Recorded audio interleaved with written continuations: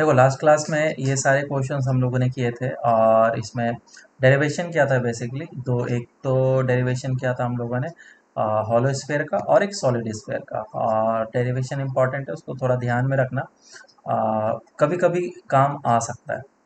और फिर formulas revise कर लिए थे, कुछ क्वेश्चंस किए थे उसके ऊपर, और लास्ट में एक ओलंपियाड वाला क्वेश्चन दिया था मैंने, जिसमें बोला था कि ये इलेक्ट्रॉन वगैरह का टाइम वगैरह निकालना है। तो इतना कुछ करना नहीं है, बेसिकली इसमें काम था कि अगर तुमने इलेक्ट्रिक फील्ड निकाल लिया तो तुमसे क्वेश्चन बन जाएगा, इतना ही काम है। तो देखते हैं कि इलेक्ट्रिक फील्ड कैसे निकलेगा। तुम लोगों ने डेफिनेटली ट्राई किया होगा। अब चेक करते हैं। तो मैं इस जगह पे डायग्राम बना रहा हूँ उसी को अच्छे तरीके से, और इसको हम लोग कैविटी प्रॉब्लम बोलते हैं। जेई पे 2-3 बार इस पे क्वेश्चन आ चुका है, तो थोड़ा स्टैंडर्ड है और रिजल्ट को याद रखेंगे हम लोग। और इस जगह पे एक कैविटी दिया गया था, पूरा एरिया फील्ड है, वॉल्यूम में चार्जेस डिस्ट्रीब्यूटेड है, और चार्ज डेंसिटी प्लस ऑफ रो ले सकते हैं हम लोग। इसका रेडियस दिया गया था 3r, इसका रेडियस r दे रखा था, और इसके बीच के डिस्टेंस वगैरह सब कुछ गिवन थे। मैं ऐसा करता हूँ कि नाम ले लेता हूँ ए बी, और लेट से इस सी पॉइंट पे मैं इलेक्ट्रिक फील्ड निकालना चाहता हूँ। ठीक है, सी पॉइंट पे इलेक्ट्रिक फील्ड निकालना चाहता हूँ। तो एक तो डिस्टेंस होगा ए सी, और एक तो डिस्टेंस होगा बी सी। क्योंकि अगर मुझे सी पॉइंट पे इलेक्ट्रिक फील्ड निकालना है तो ए जो बड़ा सा स्फेयर है, क्योंकि इसको हम लोग नेगेटिव मास सिस्टम का कॉन्सेप्ट लगा के ऐसे करेंगे, एक बड़ा सा स्फेयर के कारण से पॉइंट सी पे इलेक्ट्रिक फील्ड कितना है, कितने डायरेक्शन में है वो ले लो, और दूसरा कैविटी के अंदर है क्योंकि ये एक चार सॉरी पॉइंट सी, तो इसके कारण से किस डायरेक्शन में होगा वो ले लो। तो क्योंकि ये नेगेटिव चार्ज है, तो नेगेटिव चार्ज के कारण से इस डायरेक्शन में इलेक्ट्रिक फील्ड होगा, इसको मैं E2 बोल लेता हूँ। और क्योंकि ये पॉजिटिव चार्ज है तो इसके कारण से इलेक्ट्रिक फील्ड इस डायरेक्शन में होगा E1। और क्योंकि एक वेक्टर क्वांटिटी इलेक्ट्रिक फील्ड, तो मुझे रिजल्टेंट निकालना पड़ेगा, E net will be equals to E1 plus of E2। तो मेरे को sir E1 minus of E2 करना चाहिए था ना, आपने E1 प्लस ऑफ E2 क्यों किया? देखो मैंने पहले ही इसे नेगेटिव साइन एज्यूम कर लिया है और उसके हिसाब से डायरेक्शन दे दिया है मैंने, तो फिर E1 माइनस ऑफ E2 ना करके हम लोग E1 प्लस ऑफ E2 लिखेंगे, और वो भी वेक्टर के फॉर्म में लिखेंगे, कभी इस तरीके से नहीं लिखेंगे। बराबर है क्या? ऐसा हम लोग लिखेंगे। और अगर E2 का डायरेक्शन इस तरफ दिया होता तो डेफिनेटली मैं E1 minus of E2 vector ऐसे लिखा होता, या फिर E2 में जो चार्ज डेंसिटी है वो माइनस ऑफ रो आता, उसके कारण से नेगेटिव खुद ही इसमें इंक्लूड हो जाता, तो मैं प्लस लिखता तो भी हमारा सही होता। चलो अब इसको कैलकुलेट करते हैं। सबसे पहले इस बड़े से स्फेयर के कारण से पॉइंट सी पे इलेक्ट्रिक फील्ड कितना होगा। इनसाइड में इलेक्ट्रिक फील्ड का फॉर्मूला क्या होता है? दोनों में इनसाइड ही है पॉइंट, इनसाइड में इलेक्ट्रिक फील्ड का फॉर्मूला क्या होता है, पता है किसी को? Rho sir k q x upon r cube. Rho are upon epsilon naught. सही है ना? और आर वेक्टर रेडियल जो डायरेक्शन है उसी डायरेक्शन में इलेक्ट्रिक फील्ड है, तो मैं आर के ऊपर ही एक वेक्टर साइन दे देता हूँ, तो ये भी एक वेक्टर फॉर्म में हमें आंसर मिला। और दूसरे छोटे वाले स्फेयर के कारण से इस जगह पे जो इलेक्ट्रिक फील्ड होगा that E2 will be equals to कितना, रो, अच्छा इसका मैं आर वेक्टर लिखा हूँ, इस आर वेक्टर को मैं इस तरीके से लिखता हूँ, A C vector divided by epsilon naught, और इधर लिखा rho are upon epsilon naught, और क्योंकि ये एक नेगेटिव चार्ज डेंसिटी है मैं माइनस लिख लूँगा, और रो और आर वेक्टर किधर कर लेंगे, आर वेक्टर हो जाएगा तुम्हारा ये which is B C vector. Confuse बिल्कुल मत होना, वेक्टर के साथ कभी कंफ्यूजन नहीं होना चाहिए, नहीं तो पूरा प्रोसेस गलत हो जाएगा। माइनस साइन यहाँ पे लगा है, और बी से सी का डायरेक्शन ये हो जाता है, और इसमें अगर एक नेगेटिव लगा दो तो डायरेक्शन फाइनली ये हो जाएगा, और यही है इलेक्ट्रिक फील्ड का डायरेक्शन। तो अब रिजल्टेंट निकालेंगे कितना हो जाएगा, क्या दोनों की डेंसिटी सेम है, बिल्कुल सेम है क्योंकि हमने उसी पार्ट को उस जगह से कट करके निकाला है। So E net will be equals to rho A C vector divide by epsilon naught minus of rho B C vector divide by epsilon naught, और दोनों चीज़ को कॉमन ले लो, रो कॉमन आ जाएगा, एप्सिलॉन नॉट कॉमन आ जाएगा, तो ये बन जाएगा A C vector minus of B C vector, this is E net. अब एक और चीज करना है, ये ए सी वेक्टर माइनस और बी सी वेक्टर कितना होगा, देखो उसके लिए मैंने यहाँ पे एक ट्रायंगल बनाया है, सबको दिख रहा है क्या ये triangle? Yes, sir. So this is point A, this is point B and this is point C, this is point C. A C vector कैसा है, ऐसा, this is A C vector. Minus B C vector कैसा है, minus B C vector ये होगा, बराबर है क्या? तो ये दोनों वेक्टर जब ऐड होगा तो ऐड होकर के क्या दे देगा मुझे, ए बी वेक्टर, है ना? So E net will be equals to rho A B vector divided by epsilon naught, ये हमारा फाइनल आंसर आ गया। बहुत लोगों को इसमें कुछ दिखा ही नहीं होगा, बोला कि अच्छा कुछ तो मैंने निकाल लिया है, इसमें नया क्या है। मैं यूनिकनेस इसमें दिखाता हूँ कि इसमें नया क्या चीज़ है, इसमें क्या इम्पोर्टेंस है और क्या ब्यूटी है इस फिजिक्स का। मैंने कैविटी लिया और इस कैविटी में मैंने एक पॉइंट लिया था, कोई भी जनरल पॉइंट सी लिया था, और जो सेंटर था दोनों का वो क्या था, ए था और बी था सेंटर। क्या मैं नेट इलेक्ट्रिक फील्ड कैविटी के इनसाइड, क्योंकि सी इज अ जनरल पॉइंट, वो कहीं पे भी हो सकता था, सी इज अ जनरल पॉइंट, सी कहीं पे भी हो सकता था कैविटी के इनसाइड, और हमारा जो नेट इलेक्ट्रिक फील्ड आया वो rho upon epsilon multiplied by the A B आया। और अगर मैं, ये वेक्टर है, ये सारा वेक्टर, और अगर मैं मैग्नीट्यूड देखूं इलेक्ट्रिक फील्ड का तो रो एप्सिलॉन नॉट ए बी होगा। क्या रो अपॉन एप्सिलॉन नॉट कांस्टेंट है, बिल्कुल हाँ कांस्टेंट है। क्या ए बी कांस्टेंट है, बिल्कुल हाँ कांस्टेंट है। क्या नेट इलेक्ट्रिक फील्ड कांस्टेंट हो गया, बिल्कुल हाँ, नेट इलेक्ट्रिक फील्ड भी हमारा कांस्टेंट हो गया। मतलब कि तुम कोई सा भी जनरल पॉइंट ले लो कैविटी के इनसाइड, हर एक जगह पे इलेक्ट्रिक फील्ड क्या है, कांस्टेंट। हर एक जगह पे इलेक्ट्रिक फील्ड क्या constant, it is not variable. क्या इस वाले केस में था क्या सेम, कैविटी वगैरह था, तो पहले इसके बारे में बात कर लेते हैं। तो हर एक जगह पे कांस्टेंट है, हर एक जगह पे सेम।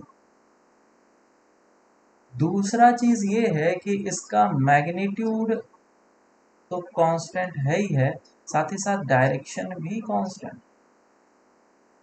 क्या ए बी का डायरेक्शन फिक्स हो गया है, बिल्कुल हाँ।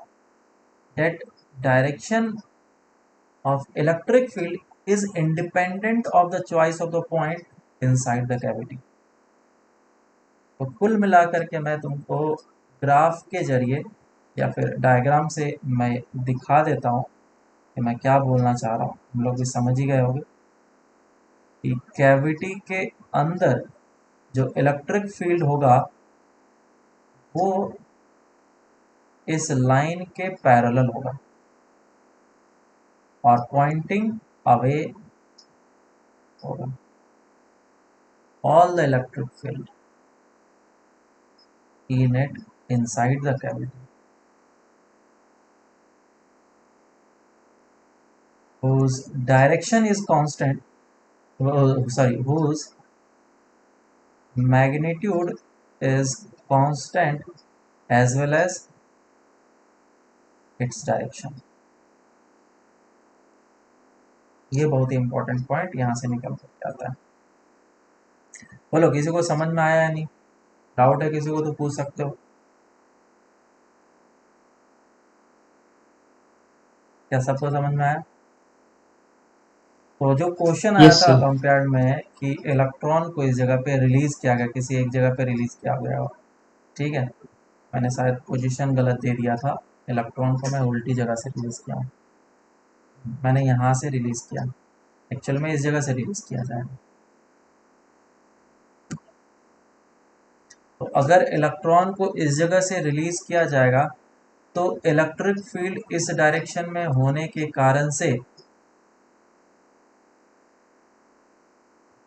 इलेक्ट्रॉन पे फोर्स लगाएगा अपोजिट डायरेक्शन में, F is equal to q into E, and क्योंकि E कांस्टेंट है हमारा, Q कांस्टेंट है, तो फोर्स भी कांस्टेंट हो जाएगा, और अगर F कांस्टेंट हो गया तो मेरा एक्सेलरेशन आ जाएगा, that will be F upon ma। तो कितना टाइम लगेगा इसको यहाँ से यहाँ तक पहुँचने में? एक्सेलरेशन कांस्टेंट है, तुम डिस्टेंस निकाल लो ये s, और एक जनरल फार्मूला लगा लो, s is equal to u t plus half of a t square. Initially u's is equal to zero था, इलेक्ट्रॉन रेस्ट से स्टार्ट हुआ था, और s is equal to half of a t square. Formula लगा करके हम लोग ये आंसर निकाल सकते हैं। s का वैल्यू ये है, a का वैल्यू ये है, और टाइम हमें निकालना। तो ये क्वेश्चन दिया गया था, सोच लो, देख लो सभी को एक बार अच्छे तरीके से, और शीट निकाल करके भी चेक कर सकते हो इसके सिमिलर क्वेश्चंस। जब हम लोग डिस्कस करेंगे उस समय कर लेना, तो मैं बताऊंगा कि हाँ देखो ये वही क्वेश्चन है, ठीक है।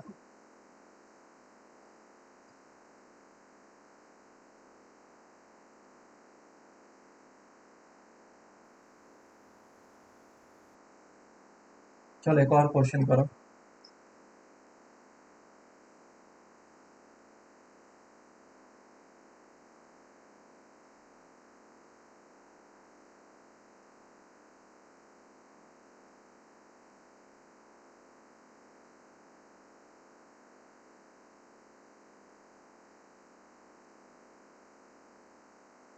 एक स्फेयर है, solid sphere,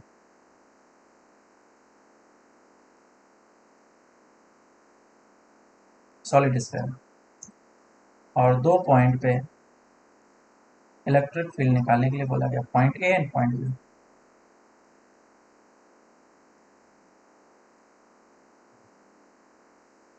find net electric field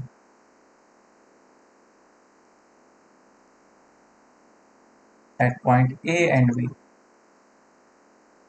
given that कि जैसे जैसे हम लोग दूर जाते जा रहे हैं वैसे वैसे इसकी चार्ज डेंसिटी भी बढ़ती जा रही है। where charge density is variable and is given by rho naught x, rho naught r given by rho is equals to rho naught r, इसका रेडियस कैपिटल आर दिया गया। फाइंड आउट करो, easy है, खास टफ है नहीं, solve करो इसको। कॉन्सेप्ट अगर तुम्हें अच्छे से आता होगा तभी तुमसे ये क्वेश्चन बनेगा, नहीं तो नहीं बन पाएगा। तो इसमें कुछ चीज़ें हैं जो कि तुम्हें समझना पड़ेगा, वो ऊपर जो कॉन्सेप्ट पढ़े थे हमने उसी कॉन्सेप्ट को मिला करके इस क्वेश्चन को सॉल्व करेंगे हम लोग। कॉन्सेप्ट ये पढ़ा था कि ऊपर हम लोगों ने जब इंटीग्रेशन करा था, हॉलो स्फेयर हो या फिर सॉलिड स्फेयर हो, चार्ज तो इसके ऊपर क्यू था, और क्यू चार्ज के कारण से इस पी पॉइंट पे जो इलेक्ट्रिक फील्ड निकला था उसका वैल्यू आ गया था। कितना वैल्यू आया था? के क्यू बाय आर स्क्वायर। तो इसका मतलब कि तुम्हें इसको एक पॉइंट ऑब्जेक्ट की तरह ट्रीट करना था, पॉइंट चार्ज की तरह। क्या करना था? पॉइंट चार्ज की तरह ट्रीट करना था, और हमारा आंसर वही आता।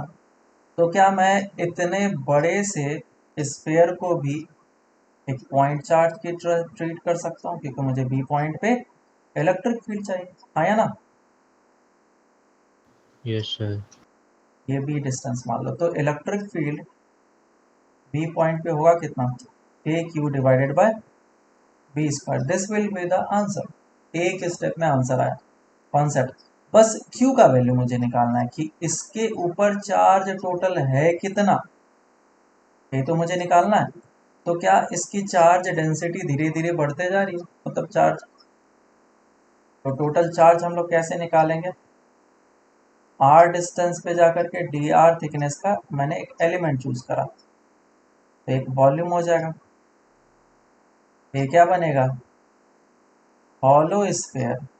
लेकिन इस हॉलो स्फेयर का थोड़ा बहुत थिकनेस होगा, इसका थिकनेस डी आर तो मिल गया। तो छोटा सा वॉल्यूम कितना हो जाएगा इसका, बताओ जल्दी से। D v is equal to 4 pi are square D r, है ना? ये इसका हम्म। वॉल्यूम हो जाएगा। तो इसमें चार्ज कितना हो जाएगा? Charge will be equals to, छोटा सा charge will be equals to density into volume. और ये जो रो का वैल्यू है वो कितना गिवन है? रो नॉट इंटू आर। और ये डीवी का भी वैल्यू पुट कर लेता हूँ, 4 pi are square D R. तो ये हो जाएगा rho naught into 4 pi R cube D R. So this is the value of T Q. क्या मुझे इसी को इंटीग्रेट करना है जीरो से लेकर के आर तक, और ये जीरो से क्यू तक जाएगा। तो अब total charge will be equals to, q naught का बाहर निकाल लो, 4 पाई भी बाहर आ जाएगा, 4 pi rho naught R raise to power 4 by 4, और जीरो से आर तक इंटीग्रेशन।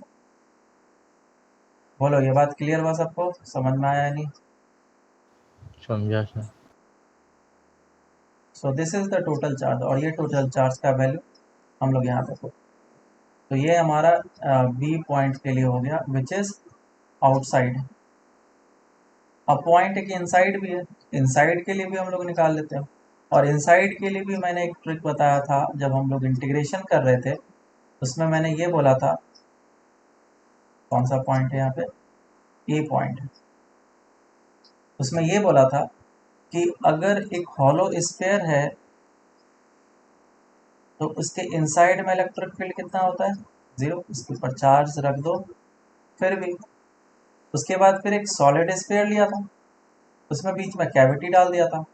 अगर कॉन्सेंट्रिक कैविटी है तो इलेक्ट्रिक फील्ड बीच में कितना हो गया था? जीरो। चाहे तुम्हारा इसके ऊपर चार्ज हो या ना हो, फर्क नहीं पड़ता है, यहाँ पे इलेक्ट्रिक फील्ड क्या होने वाला है? जीरो होने वाला है। और जब हम लोगों ने सॉलिड स्फेयर का इंटीग्रेशन भी किया था, उस समय भी इस पॉइंट पे इलेक्ट्रिक फील्ड निकालने के लिए हम लोगों ने क्या किया था कि जितना भी चार्ज है इसके अंदर, उसी के कारण से यहाँ पे इलेक्ट्रिक फील्ड आने वाला है, और बाकी जो इतना सा चार्ज है इसके कारण से इलेक्ट्रिक फील्ड जीरो हो जाने वाला है ना? इतने से के कारण से इलेक्ट्रिक फील्ड क्या हो जाएगा? जीरो। तो अब तुम्हें अगर ए पॉइंट पे इलेक्ट्रिक फील्ड चाहिए तो वो सिर्फ और सिर्फ इतने से चार्ज के कारण से होगा, हाँ या ना? अरे हाँ या ना? है ना? और ये वाला जो चार्ज होगा, इस चार्ज के कारण से कोई भी इलेक्ट्रिक फील्ड यहाँ पे होगा क्या? नहीं, सिर्फ इसके कारण से होगा। और इसके कारण से होगा तो सिंपल सा के क्यू डैश डिवाइड बाय, ये डिस्टेंस मान लो ए स्क्वायर कर लेंगे। तो बोलोगे सर ए क्यू, के Q dash by A square directly कैसे लिख दिया?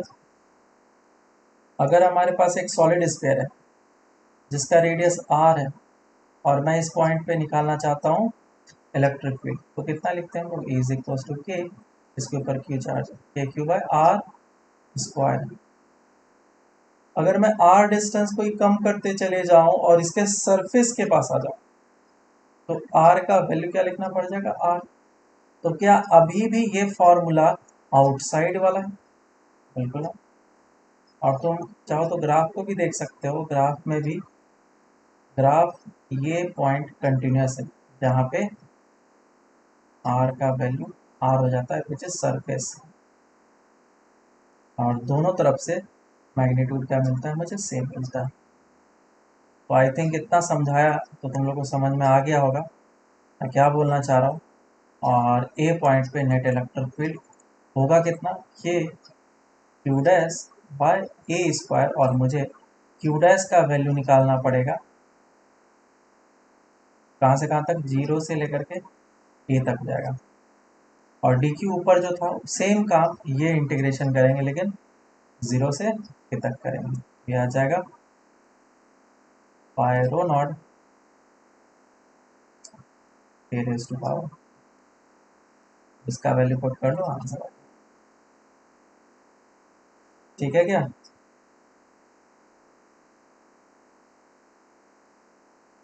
Yes sir. और डायरेक्शन,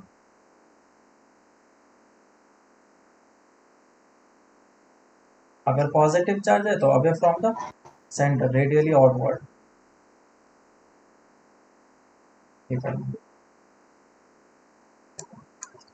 अब नेक्स्ट स्टार्ट करते हैं हम लोग topic that is potential energy. और यहाँ से काम स्टार्ट होता है हमारा एनर्जी कंजर्वेशन वगैरह चीज़ें। पोटेंशियल एनर्जी बाकी दूसरे जगह पे तुम नोटिस करोगे कि पोटेंशियल पहले पढ़ाया जाता है, इवन बुक वगैरह टेक्स्ट बुक में भी पोटेंशियल पहले दिया जाता है। लेकिन मुझे लगता है कि पोटेंशियल एनर्जी से स्टार्ट करना ज़्यादा बेहतर है। और ऐसा क्यों है तुम्हें भी पता चलेगा। वर्क पावर एनर्जी हम लोगों ने पढ़ा है, और वर्क पावर एनर्जी में हम लोगों ने क्या बोला था, दो तरह के फोर्सेस होते हैं, है ना। इंट्रोडक्शन में अभी वर्क पावर एनर्जी का दे रहा हूँ। दो तरह के फोर्सेस होते हैं हमारे दुनिया में, दो तरह के फोर्सेस होते हैं, एक कंजर्वेटिव फोर्सेस और दूसरा नॉन कंजर्वेटिव फोर्सेस, है ना। क्या मतलब होता है कंजर्वेटिव फोर्सेस और नॉन कंजर्वेटिव फोर्सेस का? कंजर्वेटिव वाले लाइक एनर्जी लॉस नहीं होता उसमें। नॉन प्रॉपर कंजर्वेटिव जैसे। प्रॉपर हाँ। डेफिनेशन सही बता रहे हो, लेकिन प्रॉपर डेफिनेशन क्या है इसका?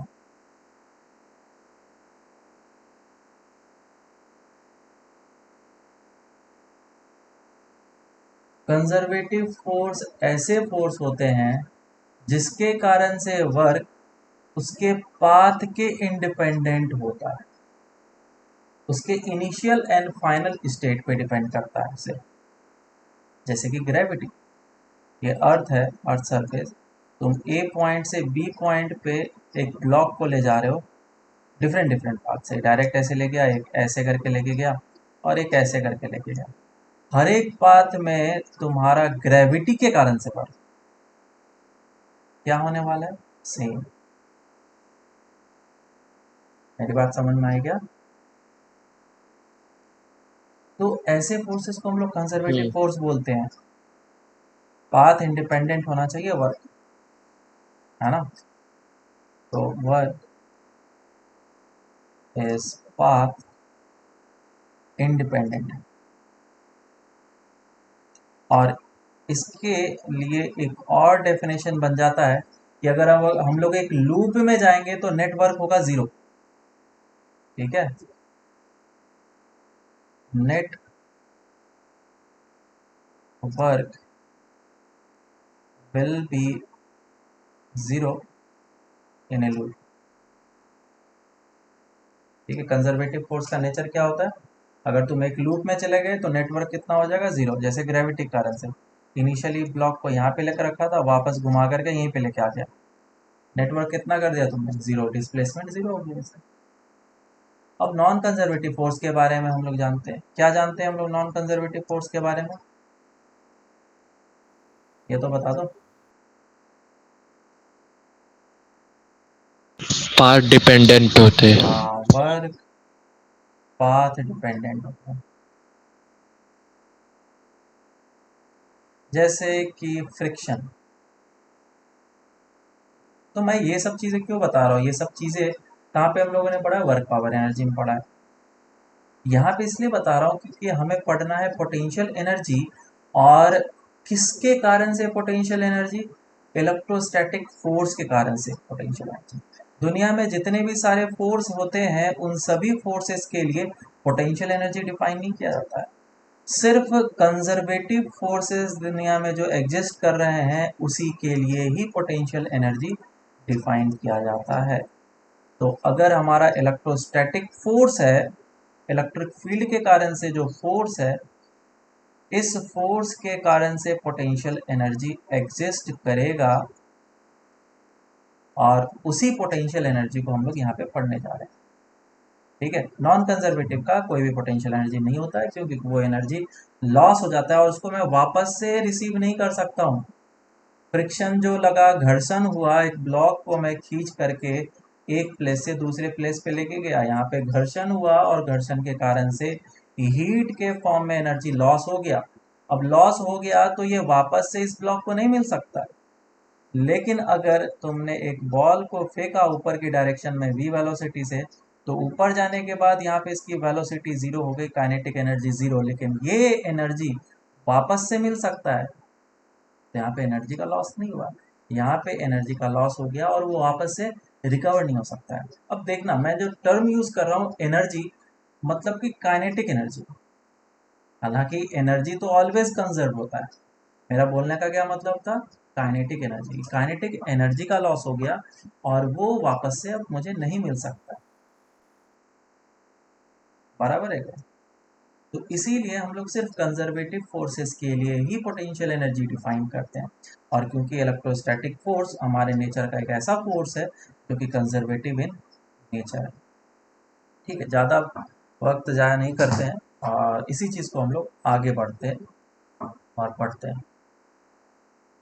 जब हम लोगों ने वहाँ पे पढ़ा था उसमें वर्क पावर एनर्जी में, उसमें एक और चीज़ पढ़ा था कि that force is equals to क्या होता है, minus of del u by del r. याद है? और अगर वेक्टर यस फॉर्म में लिखा सर। जाए हाँ तो sir. F is equals to minus of del you by del X I cap, minus of del you by del Y J cap, और minus of del you by del Z K cap होता है force. बिल्कुल सही। तो यहाँ पे भी ये फॉर्मूला वैलिड है, जो वर्क पावर एनर्जी में पढ़ा वो यहाँ पे भी वैलिड है, क्योंकि ये फॉर्मूला एक कंजर्वेटिव फोर्स के लिए फॉर्मूला है। This formula gives us the relation between the potential energy and the conservative force. तो पोटेंशियल एनर्जी कैसे निकलेगा, potential energy will be equals to integration of F d are, और यहाँ पे डॉट प्रोडक्ट दिया जाए तो ज़्यादा बेटर रहेगा, और यहाँ पे डेल्टा यू दिया जाए। This gives us the change in potential energy, क्योंकि तुम इनिशियल से फाइनल इंटीग्रेशन करोगे विच will B you final minus of U initial. बिल्कुल, फॉर्मूला हम लोग को सही तरीके से समझना है, लिखना है और अप्लाई करना है।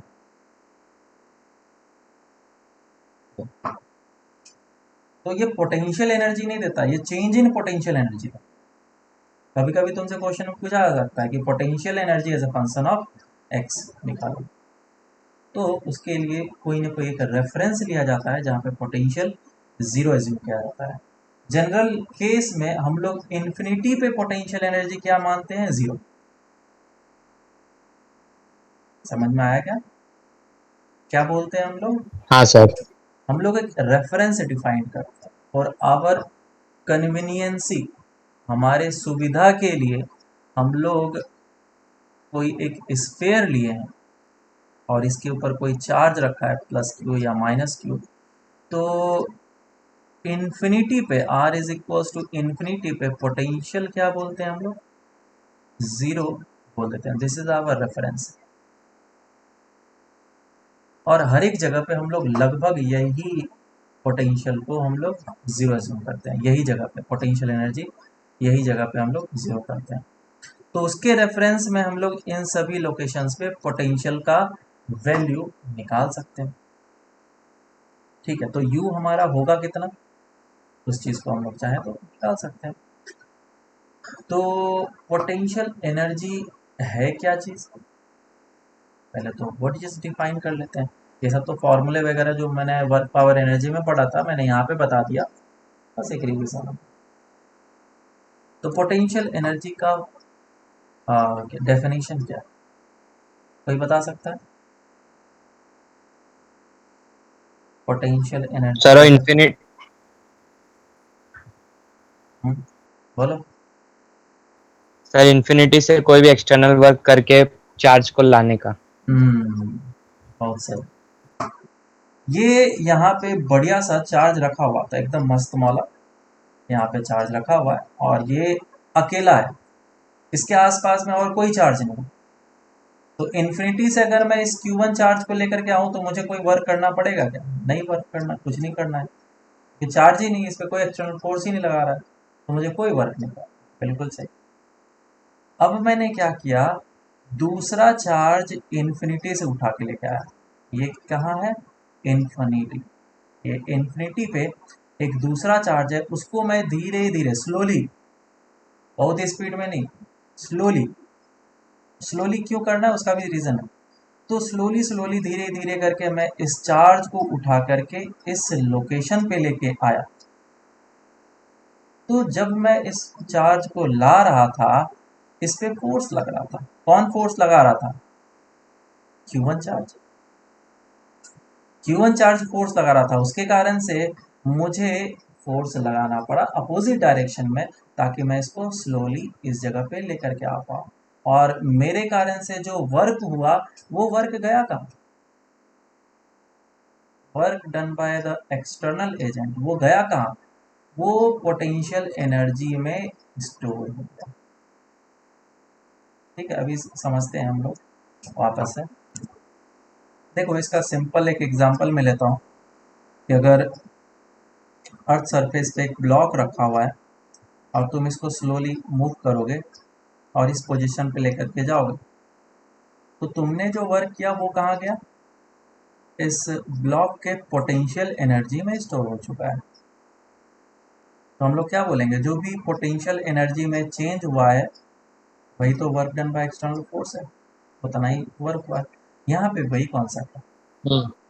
तो हमने इसको इन्फिनिटी से उठा करके लेके आया, और हो सकता है कि दोनों पॉजिटिव चार्ज हैं या फिर अपोजिट साइन हो, तो मैं अभी पॉजिटिव मान रहा हूँ। तो जो फोर्सेस लगेंगे वो इस डायरेक्शन में लगेंगे, इलेक्ट्रोस्टैटिक फोर्सेस, और इस डायरेक्शन में एक्सटर्नल फोर्स लगेगा ताकि उसको मैं पास लेके आऊँ। तो मेरे कारण से वर्क होगा, और वर्क जो मैंने किया वही पोटेंशियल एनर्जी में स्टोर हो जाएगा। तो अब ये वर्क कितना हुआ उसे हम लोग कैलकुलेट करना चाहते हैं। So change in potential energy will be equals to work done by the external force, ये हमारा डेफिनेशन है। सो क्या लिखा जाएगा, मैं सेंटेंस में बोल देता हूँ। It is the amount of work done by the external agent in bringing the charge from infinity to a particular distance r from another charge slowly। ठीक है, लास्ट में सेंटेंस आएगा slowly keeping the change in its kinetic energy equals to zero. तो work done मैं इसको external agent के कारण से इन्फिनिटी से आर डिस्टेंस पे लाना है, और keeping the change in its kinetic energy equals to zero, delta K E होना चाहिए।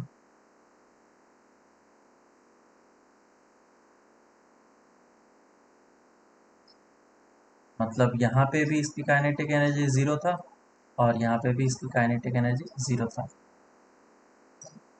ऐसा हम लोग बोल रहे हैं, change in its kinetic energy से।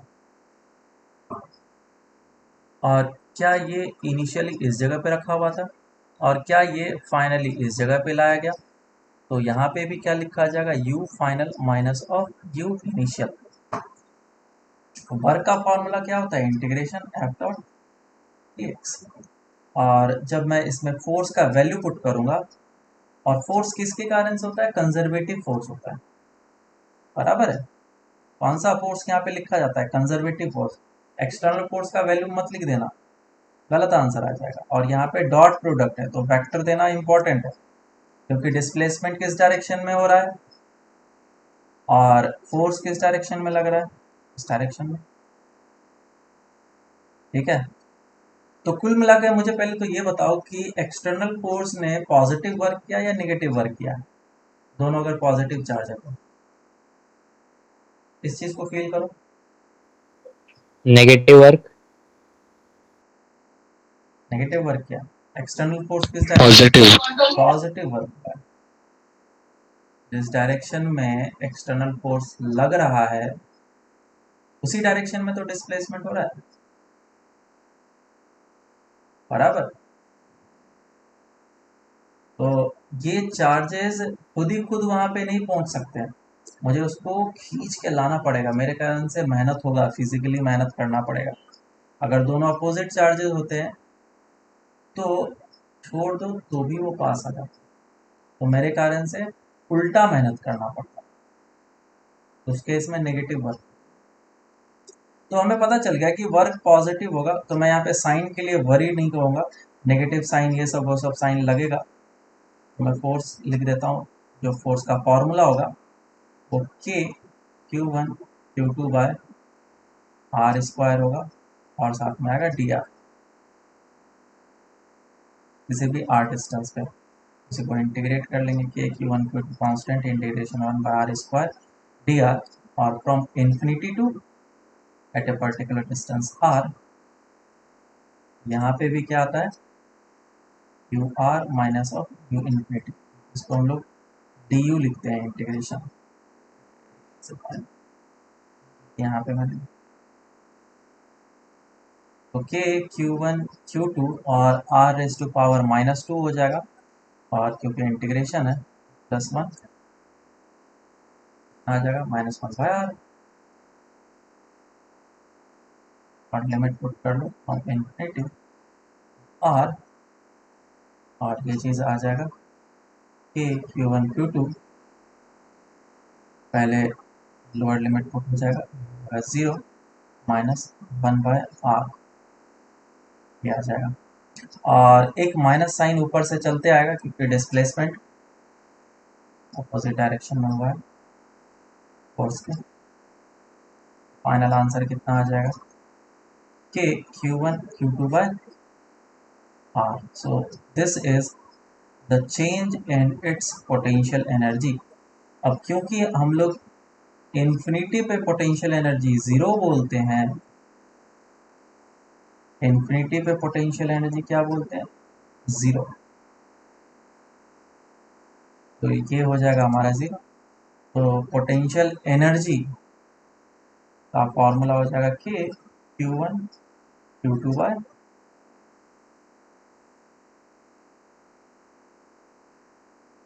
इस फॉर्मूले को याद रखना। बोलो सबको समझ में आया नहीं आया, कोई डाउट है किसी को, समझा सर। आया सर। कुछ पूछना है तो पूछ सकते हो।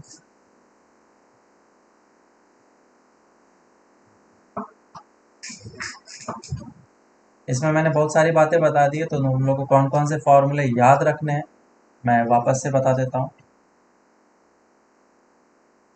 बहुत चीज़ मैंने डिटेल से बताया, ये फॉर्मूला याद रखना है। तो ये तो याद हो ही जाएगा, पहले से याद है वेक्टर वाला फॉर्मूला। ये फार्मूला तो पहले से याद है, वर्क पावर एनर्जी में पढ़ा है तुमने।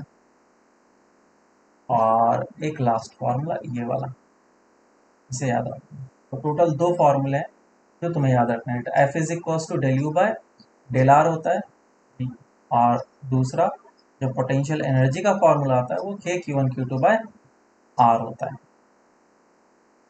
ठीक है क्या, फोर्स का फॉर्मूला क्या होता है, के Q1 Q2 by R square होता है, और पोटेंशियल एनर्जी का फॉर्मूला होता है के Q1 Q2 बाय आर। मुझे नहीं लगता है कि इसे याद रखने में तुम्हें कोई भी परेशानी होगी। आराम से इसे याद रख सकते हो।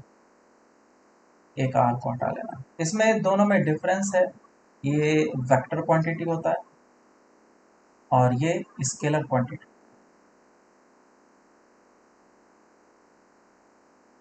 स्केलर क्वांटिटी तो वेक्टर के लिए हमें डायरेक्शन की ज़रूरत पड़ती है और स्केलर के लिए हमें डायरेक्शन की ज़रूरत नहीं है, हम लोग डायरेक्टली उसको ऐड कर सकते हैं। दूसरा इंपॉर्टेंट पॉइंट ये है कि ये पोटेंशियल एनर्जी तभी निकल सकता है जब चार्जेस दो से ज़्यादा हो। एक चार्ज का पोटेंशियल एनर्जी नहीं होता है, ठीक है। जब अनेक चार्जेस हों तो उसके लिए पोटेंशियल एनर्जी की फाइन किया जा सकता है। कम से कम दो चार्ज होना चाहिए एक सिस्टम के लिए पोटेंशियल एनर्जी होता है। तो at least two charges are given or for a system of charges. तो पोटेंशियल एनर्जी ऑलवेज सिस्टम का निकलता है। पोटेंशियल एनर्जी किसी भी दो पार्टिकल के इंटरेक्शन के कारण से होता है। सिंगल चार्ज रखा है तो उसका कोई पोटेंशियल एनर्जी नहीं है।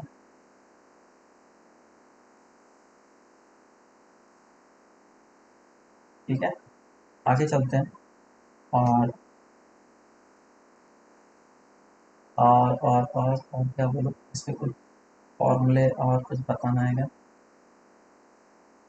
ठीक है, क्वेश्चन करते हैं और फिर जब पोटेंशियल स्टार्ट करेंगे तो उस समय कुछ कुछ और भी चीज़ें देखेंगे। तो पहले सिंपल क्वेश्चन कर लो कि दो और तीन चार्ज है, इन दोनों के बीच का डिस्टेंस है r और इन दोनों का बीच का डिस्टेंस है r और इसका चार्ज प्लस q है, इसका चार्ज प्लस q है और इसका चार्ज प्लस q है। First, second charge and third charge. तो बोला गया इस पूरे सिस्टम का पोटेंशियल एनर्जी कितना है। Find the potential energy of the system. तो तुम्हें दो तरीके से देखना है। तुम लोग करोगे क्या सॉल्व?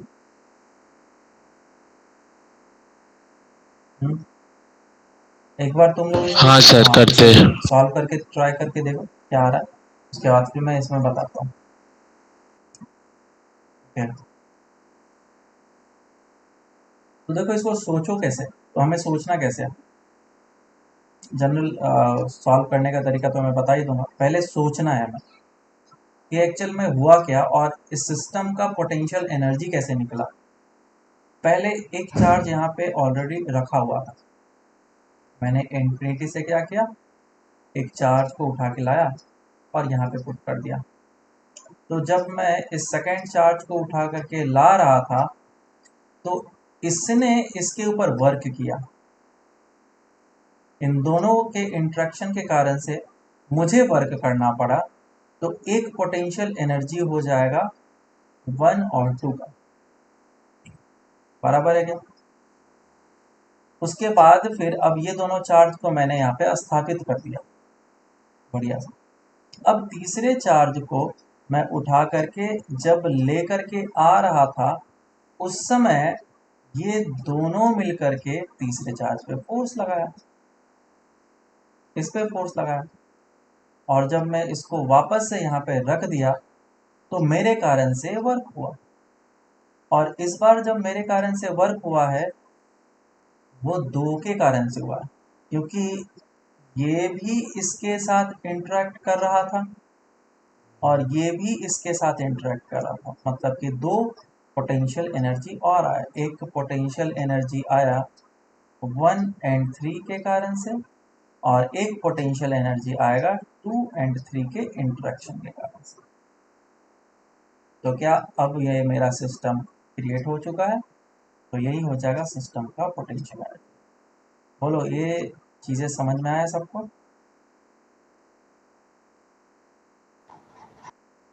है ना।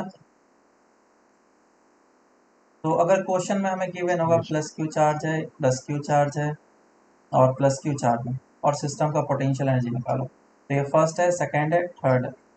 हमें क्या करना है, फर्स्ट का इंट्रैक्शन सेकेंड के साथ होगा और फर्स्ट का इंट्रैक्शन थर्ड के साथ होगा। तो ये पोटेंशियल एनर्जी है 1 2, ये पोटेंशियल एनर्जी है 1 3। और फिर फर्स्ट का इंट्रैक्शन तो 1 के साथ मैंने ऑलरेडी काउंट कर दिया, सेकेंड का इंट्रैक्शन 3 के साथ होगा, ये काउंट नहीं किया है, 2 3 हो जाएगा। और थर्ड चार्ज के पास आएंगे तो थर्ड चार्ज का इसके साथ इंट्रैक्शन हो चुका है तो मैं काउंट नहीं करूँगा, और इसके साथ भी ऑलरेडी हो चुका है तो मैं काउंट नहीं करूँगा। तो टोटल इंट्रैक्शन जो आया वो 3 आया। और हम लोग इस तरीके से पोटेंशियल एनर्जी ऑलवेज निकालेंगे। अभी मैं फर्स्ट टाइम एकदम बच्चों की तरह बता रहा हूँ। तो ये हो जाएगा U12 plus U13 plus U23। अब U12 कितना हो जाएगा, K Q1 Q2 by distance between them which is R, plus U13 कितना हो जाएगा, K Q1 Q2 दोनों का चार्ज तो Q है, और 1 और 3 के बीच का distance that is 2R, plus U2 and 3, तो 2 और 3 के चार्जेस और distance between them that is R। तो ये है हमारा final answer, which will be plus 1/2 KQ square by R। कितना आ जाएगा ये, 5/2 KQ स्क्वायर बाय। आया था किसी का? नहीं, क्या गलत किया था तुमने?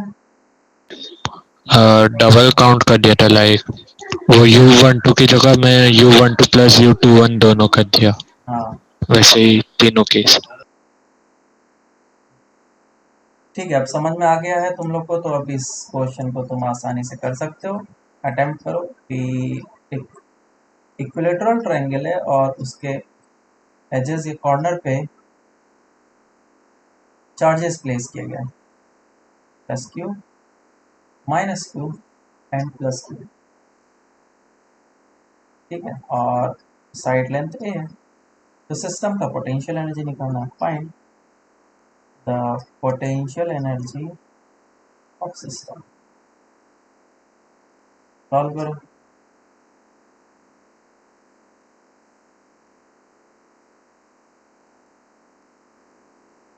तो मैं सबसे पहले क्या करूँगा, इसमें नंबरिंग कर लूँगा, फर्स्ट, सेकेंड एंड थर्ड। और मैं जब इस पॉइंट पे हूँ, इसको पकड़ के रखा हूँ, तो इसका इसके साथ इंट्रैक्शन और इसका इसके साथ इंट्रैक्शन देखना है। और जब मैं इस पॉइंट पे आऊँगा तो पीछे नहीं, 1 का इंट्रैक्शन 2 के साथ होगा, 2 के पास आया तो 2 का इंट्रैक्शन 3 के पास होगा, 2 का 1 के साथ कनेक्ट नहीं करेंगे, पीछे नहीं जाना है, नंबर आगे बढ़ना है। और 3 के पास आएंगे तो 3 से आगे कोई 4 है ही नहीं, तो यहाँ पे कोई काउंट करने की ज़रूरत नहीं है। एक हो गया U12 plus U23 plus U13। U12 कितना हो जाएगा, 1 है और 2 है, इसमें एक नेगेटिव चार्ज है, तो साइन के साथ वैल्यू को पुट करना। ये हो जाएगा K Q1 Q2 by R, 23 K Q1 Q2 by R and K Q1 by R। Answer आ जाएगा K Q स्क्वायर बाय, ये हमारा आंसर। ये जो वैल्यू आया है नेगेटिव, इससे हम लोग क्या सोच सकते हैं, इससे ये सोच सकते हैं कि कोई भी एक्सटर्नल काइनेटिक एनर्जी बढ़ा कोई होगा। कोई भी एक्सटर्नल एजेंट ने जो वर्क किया वो नेगेटिव है। मतलब अगर चार्जेस को इन्फिनिटी से छोड़ दिया होता तो ये आराम से इस जगह तक पहुंच जाता। मेरी बात समझ में आई क्या? सिस्टम स्टेबल होते जा रहा हाँ। है, इसका मतलब ये है। नेक्स्ट क्वेश्चन है कि एक हेक्सागन है और हेक्सागन के सभी एजेस पे चार्जेस प्लेस कर दिए गए।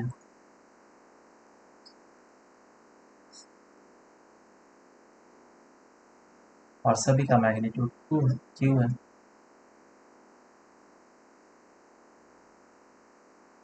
और अब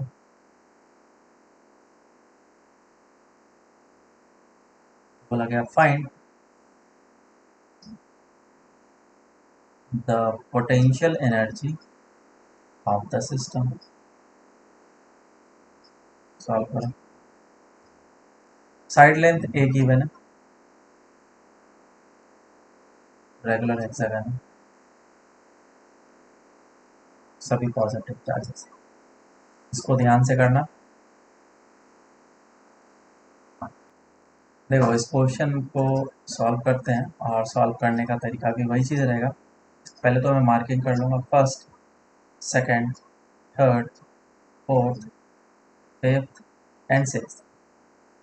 जो पोटेंशियल एनर्जी होगा सिस्टम का वो होगा U12 plus U13 plus U14 plus U15 plus U16 plus U23 plus U24 plus U25 plus U26 plus U3 क्या हो गया, थ्री थ्री 4 3 नहीं, थ्री खुद का थोड़ी ना होगा पोटेंशियल। खुद का खुद के साथ इंटरेक्शन कैसे होगा। U35 प्लस U36, इसमें कितने थे टर्म्स, 1 2 3 4 5, 5 टर्म्स। इसमें कितने 4 होंगे, इसमें कितने 3 होंगे, नेक्स्ट वाले में 2 आएगा। U45 प्लस U56 और लास्ट वाले में U66 तो होगा नहीं। तो इतने सारे होंगे, तो मैं हर एक को ध्यान में रखना पड़ेगा, किसका किसके साथ हुआ है और किसका किसके साथ काउंट नहीं हुआ है। तो अगर तुम इस तरीके से करोगे तो हर एक काउंट हो जाएगा और सर कोई 4 प्रॉब्लम। 6 सर U46 हाँ सर, हाँ ओके। लास्ट में हाँ U46 होगा। हाँ U46 मिस हो गया। U46 है ना, और तभी तो मैं एक लास्ट का 1 यहाँ पे आएगा U56।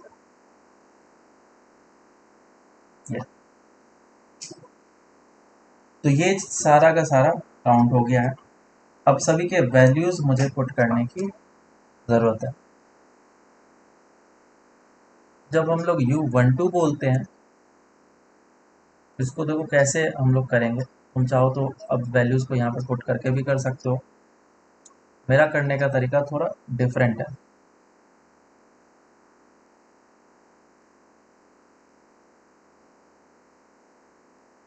पहले तो मैं डिस्टेंस निकाल लेता हूँ। ये डिस्टेंस कितना होगा, 2 है। और ये डिस्टेंस कितना होगा, निकाला था ये डिस्टेंस, √3 है। यही था ना, गलत मत बता देना। कंपोनेंट लिया था ना, ना आया था कौन, ये ए था, A cos 30, हाँ √3 सही है।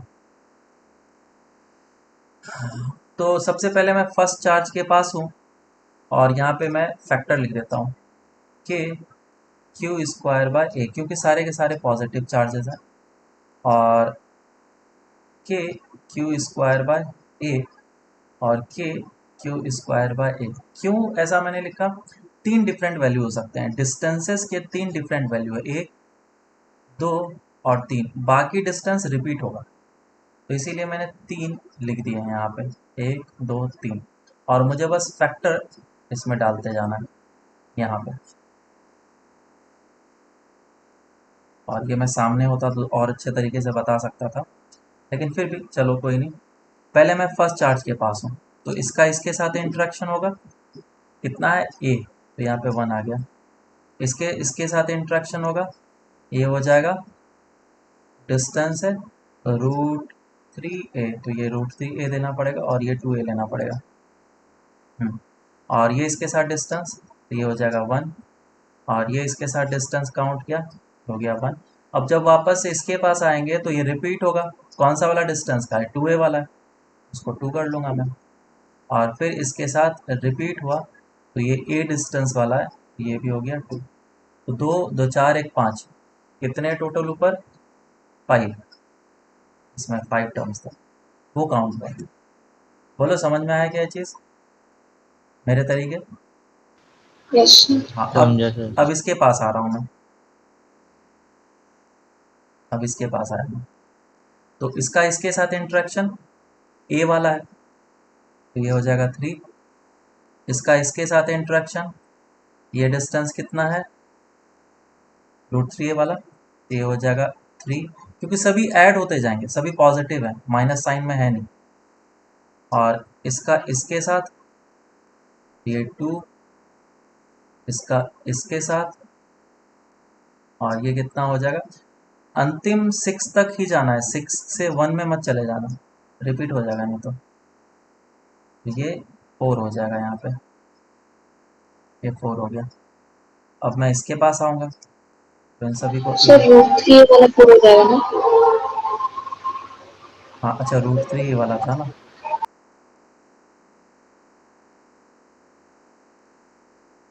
ये 4 हो गया। अभी अंदर का मैं वापस इरेज कर देता हूँ, प्रॉब्लम ना हो देखने में। और अब मैं कौन सा हो गया, 4 3 7 8 9 9 हो गया, 5 4 9, हाँ। और ये वाला अब इस चार्ज के पास आया, इसका इसके साथ, तो ये हो जाएगा 4, और इसका इसके साथ ये हो जाएगा 5, इसका इसके साथ ये हो जाएगा 3। ठीक है, ये हो गया। तो मैं वापस इसके पास आ रहा हूँ,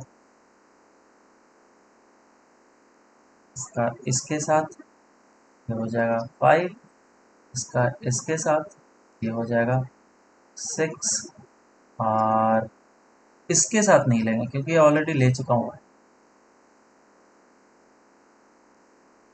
हाँ, तो अब हम इसके पास आएंगे और इसका इसके साथ आएगा, विच इज़ ए में आएगा, हो जाएगा 5 के बाद 6, तो 6 और 6 एंड 3,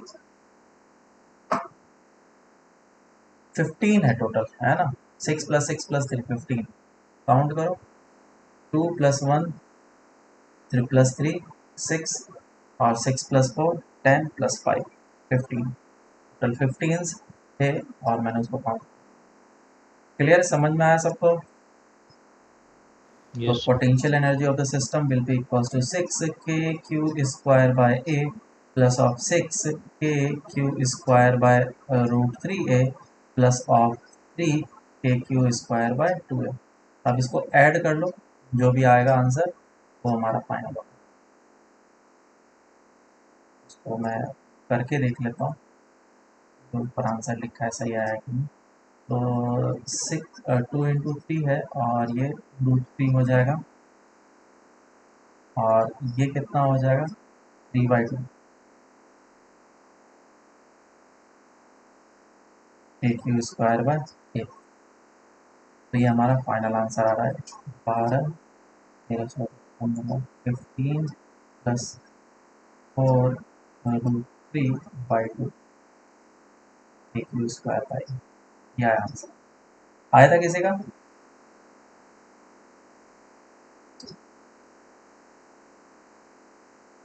नहीं आया था, चलो कोई नहीं, एटलीस्ट समझ में आ गया। अब इस तरह के ऑक्टागन वगैरह भी बना सकते हैं। ऑक्टागन होगा तो और थोड़ा ज़्यादा लेंदी हो जाएगा, इससे ज़्यादा कुछ नहीं होगा। बोलो समझ में आया, कोई डाउट? हाँ सर। समझा सर। अब थोड़ा डिफरेंट, सर हाँ बोलो। वो आपको मोबाइल में ना Realme 8 Pro अच्छा है। अच्छा, मतलब उसमें कैमरा भी रेयर कैमरा, प्राइमरी कैमरा 108 + 8 + 2 + 2 है, और सेल्फी 16 है, अच्छा, और और उसका अपर्चर, स्नैपड्रैगन प्रोसेसर भी ठीक ठाक है, और अपर्चर कितना दिया है? 11 है। वो सब इतना नहीं दिया है डिटेल में। कौन सा है, स्नैपड्रैगन है, क्वालकॉम हाँ, क्वालकॉम स्नैपड्रैगन 720G। 720 है? अच्छा, हाँ, 2.3 गीगाहर्ट्ज अप टू। रैम कितना दिया है? 4? 8 GB रैम, 8 8 GB है? रैम वाला वेरिएंट 20,000 का है, 8 GB रैम वाला। अच्छा अच्छा, मतलब मैं अभी रिलायंस डिजिटल पे देख रहा हूँ, तो उसमें 22,000 का है, वो 1999 मेरी, और 128 GB है स्टोरेज। अच्छा, 5G नहीं होगा सब। वो नहीं पता अभी। हाँ शायद नहीं होगा 5G। वैसे भी अभी इंडिया में आने के हो तो 5G 2-3 साल लगेंगे। चलो, 5G फोन तो फिलहाल तो इसका ही है, एक ही आया ना, अच्छा वाला। कौन था, किसका आया वो? वन प्लस का है वन प्लस 5G। का है, एक और बजट में कोई आया था इसमें 5G। रेडमी रहेगा शायद। Redmi रहेगा। हाँ, ठीक है, अब आगे स्टार्ट करते हैं हम लोग और देखते हैं कुछ नए क्वेश्चंस। चलो, तो क्वेश्चन ऐसा है कि बोला गया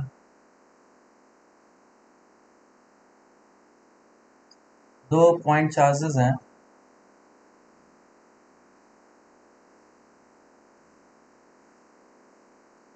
जो कि r डिस्टेंस पे रखे हुए थे, and both were positive charges plus q and plus q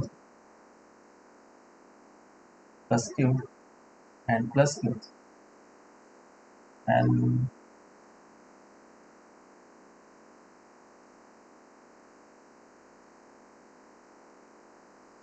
बस मैं सोच रहा हूँ कि इसको क्वेश्चन को थोड़ा डिफरेंट बनाऊँ।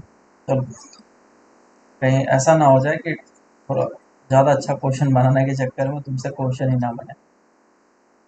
Both the charges were same, magnitude same है लेकिन दोनों के मासेस अलग हैं। इसके 2m मास है और इसका m मास है। तो क्वेश्चन पूछा गया, find the velocity of the charges if they are released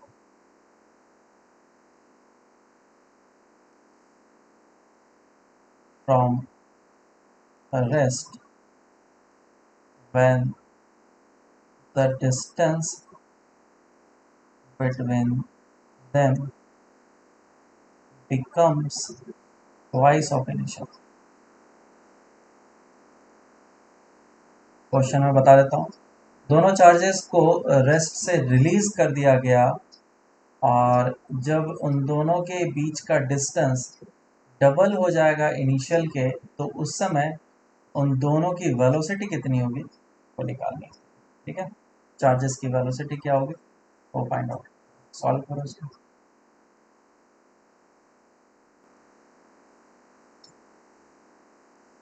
इसको दो तरीके से कर सकते हैं हम लोग, एक तो फोर्सेस वाले मेथड से और दूसरा जो है वो एनर्जी वाले मेथड से, क्योंकि अभी पोटेंशियल एनर्जी पढ़ा है हम लोगों ने, तो इस वाले मेथड को यूज करेंगे। अभी इन दोनों के बीच का डिस्टेंस कितना था, r, और जब मैं इस सिस्टम को रिलीज करूंगा रेस्ट से तो ये दोनों एक दूसरे से दूर भागने की कोशिश करेंगे डेफिनेटली, और अब इन दोनों के बीच का डिस्टेंस हो गया 2r। तो इसके पास काइनेटिक एनर्जी आ जाएगा। क्यों आ रहा है काइनेटिक एनर्जी? क्योंकि ये जो है इसके ऊपर फोर्स एक्सर्ट कर रहा है। और एनर्जी के टर्म से बात करें तो इस सिस्टम का एनर्जी, जो पोटेंशियल एनर्जी था, वो घट रहा है। डिस्टेंस बढ़ेगा तो पोटेंशियल एनर्जी घटेगा ही, आर घटेगा तो यू बढ़ेगा, इनवर्स रिलेशन। तो जो पोटेंशियल एनर्जी घटा सिस्टम का वो किधर गया, काइनेटिक एनर्जी। तो इसके पास v1 वेलोसिटी आ जाएगी और इसके पास v2 वेलोसिटी आ जाएगी। क्या दोनों के पास सेम वेलोसिटी रहेगी क्या? नहीं। क्यों? क्योंकि दोनों का मास सेम नहीं है। तो v1 और v2 में क्या रिलेशन होगा, कोई बता सकता है?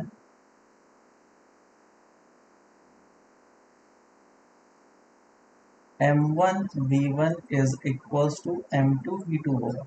क्यों? क्योंकि सिस्टम पे कोई एक्सटर्नल फोर्स नहीं लग रहा। कोई एक्सटर्नल फोर्स नहीं लग रहा है। इसका मतलब मोमेंटम कंजर्व होना चाहिए। m ऐसा रिलेशन आ जाएगा। तो ये पहला क्वेश्चन होगा। दूसरा मैंने क्या बोला, जितना भी पोटेंशियल एनर्जी घटा है वो किस में जाएगा, दोनों के काइनेटिक एनर्जी में। तो एक की काइनेटिक एनर्जी और दूसरी की काइनेटिक एनर्जी हम लोग ऐड करेंगे। तो सिस्टम का पोटेंशियल एनर्जी कितना था स्टार्टिंग में, के क्यू स्क्वायर बाय आर, और अब कितना हो चुका है, के क्यू स्क्वायर बाय 2r।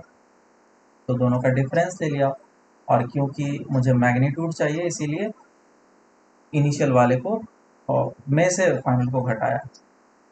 और half of m v1 square plus half of m v2 square होगा। v1 और v2 का वैल्यू पुट कर लो, या फिर तुम्हें जिसकी भी वेलोसिटी निकालनी है उसका वैल्यू पुट कर लो। तो मान लो v1 मुझे सॉरी कौन निकालना है, v1 निकाल लेता हूँ मैं। तो v1 को तो एज इट इज रहने दो, v2 का वैल्यू पुट करना होगा। v2 कितना हो जाएगा, 2v1 का होल स्क्वायर, ये कैंसिल आउट हो जाएगा और ये बचेगा m v1 square plus of 2m v1 square. So this will be equals to 3m v1 square, और इसको अगर माइनस करेंगे तो 1 माइनस 1/2 होगा, which will be equals to 1/2 a Q square by are.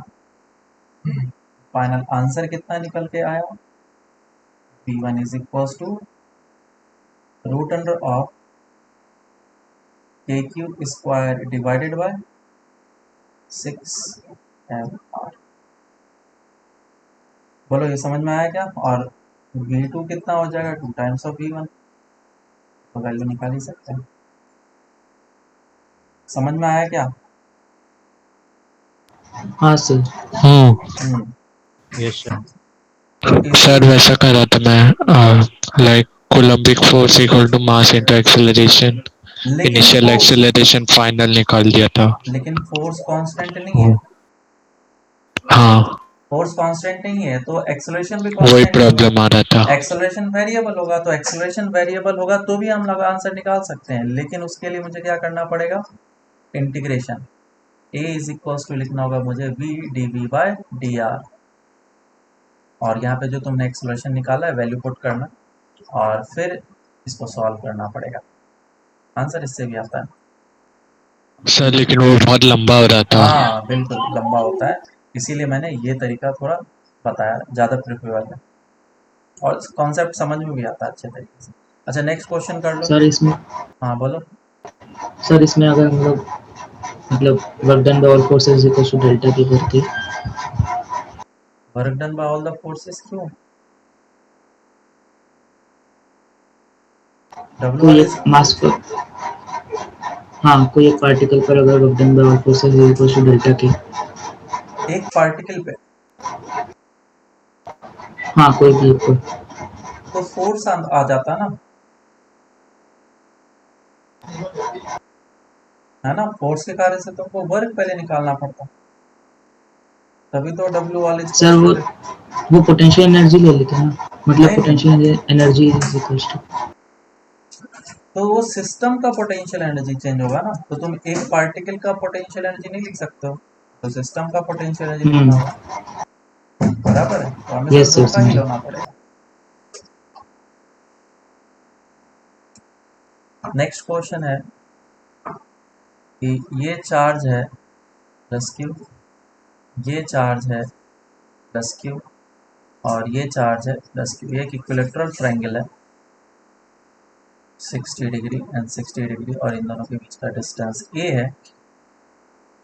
तो पूछा गया find the work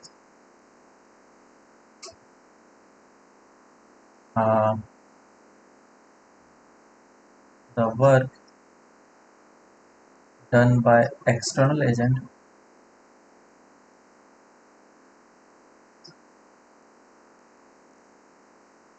to change the configuration of the system, configuration of the system to 2a, एक equilateral triangle 2a side length का बनाना है मुझे, इन्हीं charges को इधर उधर करके, ठीक है, इस टाइप से बन जाएगा चार्जेस। तो इसी के लिए पूछा है कि कितना वर्क करना पड़ेगा एक्सटर्नल एजेंट को। सॉल्व करो इसको। तो इस क्वेश्चन में ये चीज पूछा गया, तो जो भी सिस्टम का पोटेंशियल एनर्जी में चेंज होगा वही work done by external force होगा, U final minus of U initial. तो मुझे पहले सिस्टम का इनिशियल पोटेंशियल एनर्जी निकालना होगा। इससे पहले अभी हम लोगों ने ऊपर निकाला था, कितना आया था 3kq स्क्वायर बाय ए।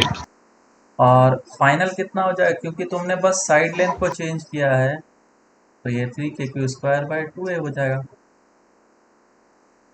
तो final minus of initial, final का वैल्यू हो जाएगा 3kq square bye 2a minus of 3kq square by a. So this will be equals to minus of 3kq square by 2. So this will be the work done by external agent। और work negative आ रहा है क्योंकि हमें work करने की ज़रूरत नहीं पड़ेगी, चार्जेस खुद एक दूसरे से दूर जाना चाहते हैं, हमें बस उसको रोक के रखना है ताकि वहाँ पे काइनेटिक एनर्जी ज़ीरो। इसमें दूसरा चीज़ पूछा जाता है कि अगर मैं इन सभी चार्जेस को छोड़ दूँ तो जब ये ट्रायंगल 2a साइड लेंथ का बन जाएगा तो हर एक चार्जेस का काइनेटिक एनर्जी कितना होगा। तो जितना भी पोटेंशियल एनर्जी में चेंज हुआ है यही क्या काइनेटिक एनर्जी में कन्वर्ट होगा। 3 times of half of v square will be equals to 3kq square by 2। और इस तरीके से हम लोग तीनों का वेलोसिटी निकालते हैं, गिवन डेट कि तीनों का मास आइडेंटिकल है, तभी बोल सकते हैं कि ये भी v से जाएगा, ये v से जाएगा और ये v से जाएगा, ताकि सिस्टम का मोमेंटम जीरो रहे। ऐसा नहीं कि ये v से इधर जाएगा, नहीं, ऐसा जाना चाहिए ताकि सिस्टम का मोमेंटम जीरो बना रहे। सर अगर इसमें वो मास आइडेंटिकल नहीं होता तो मोमेंटम का इक्वेशन लिखते हैं ना। मोमेंटम इन x डायरेक्शन कंजर्व करते हैं, मोमेंटम इन y डायरेक्शन कंजर्व करते हैं, ये और अच्छा क्वेश्चन बन जाता है। ठीक है, ओके सर।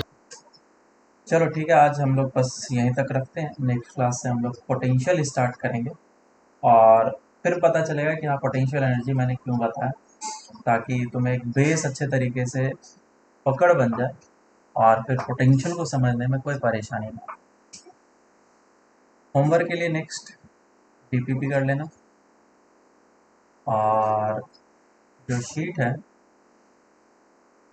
इलेक्ट्रो